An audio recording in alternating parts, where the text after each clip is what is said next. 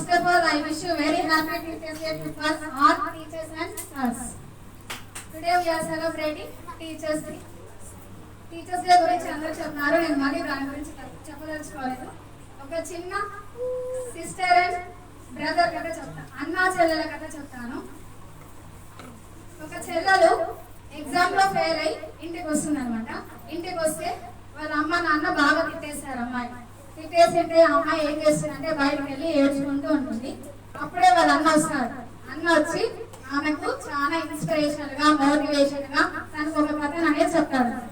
ఏమంటే first kitchen లో తీసుకెళ్తారు. కిచెన్ లో తీసుకెళ్ళి ఒక మూడు థింగ్స్ గురించి ఎక్స్ప్లెయిన్ చేశారు. ఫస్ట్ వన్ ఈజ్ ఆలు, తెలుసు కదా అందరికి, ఆలు అంటే ఆలుగడ్డ, potato. Next one is egg, కోడిగుడ్డు.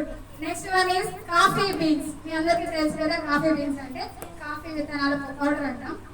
ఇచ్చిన తర్వాత ఈ మూడింటిని కూడా తీసుకొని ఒక బౌల్ లోకి వేయమంటారు. వేసిన తర్వాత స్టవ్ ఆన్ చేయమని చెల్లెలకు చెప్తాడు. చెప్పిన తర్వాత ఫస్ట్ ఒక వాటర్లోకి ఎగ్ వేయమని చెప్తాడు, ఇంకో దాంట్లోకి ఆలు వేయమని చెప్తాడు, ఇంకో దాంట్లోకి కాఫీ బీన్స్ వేయమని చెప్తాడు. First is egg. ఎగ్ వాటర్లో వేయంగానే ఎలా అయిపోతుంది, గట్టిగా తయారైపోతుంది కదా. ఫస్ట్ ఎలా ఉంటుంది, డెలికేటెడ్ గా ఉంటుంది. ఆ డెలికేటెడ్ గా ఉన్న ఎగ్ కాస్త ఏమైపోతుంది, గట్టిగా అయిపోతుంది. నెక్స్ట్ ఆలు ఎలా ఉంటుంది, ఫస్ట్ మెత్తగా ఉంటుంది. మెత్తగా ఉంటుందా గట్టిగా ఉంటుందా? ఫస్ట్ ఆలు ఎలా ఉంటుంది, గట్టిగా ఉంటుంది. బాయిల్ అయిన తర్వాత ఎలా అయిపోతుంది, మెత్తగా అయిపోతుంది. నెక్స్ట్ ఏమి లాస్ట్ లో కాఫీ బీన్స్ దాంట్లో వేయంగానే ఎలా అయిపోతుంది, బాగా ఉడికిపోయి దాని యొక్క రంగు కానీ దాని తర్వాత ఒక వాసన కానీ సువాసన కూడా మూడు కూడా చేంజ్ అయిపోతుంది.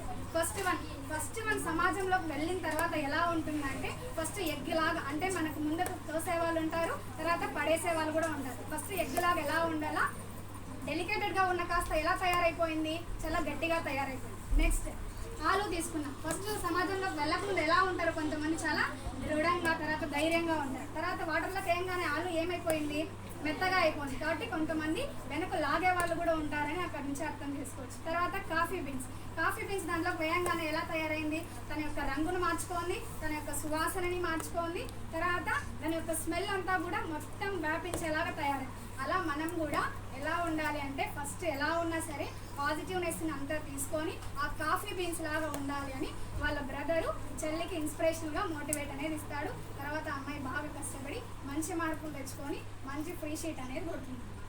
ఇలా ఒక అన్న చెల్లికి ఇన్స్పిరేషనల్ మోటివేషన్గా ఇలాంటి కథను ఇస్తాడు. తర్వాత ఇంకొకటి చెప్తా ఎక్స్ప్రెషన్ గురించి. ఒక వ్యక్తి కూరగాయల వ్యాపారంకి వెళ్ళి మార్కెట్కి వెళ్ళి వస్తుంటారు, కూరగాయలు కొనుక్కొని వస్తూ ఉంటే అక్కడ బాగా రంగులు చిలుకలు అనేది కనిపిస్తాయి. ఒక చిలుకను తీసుకుంటాడు.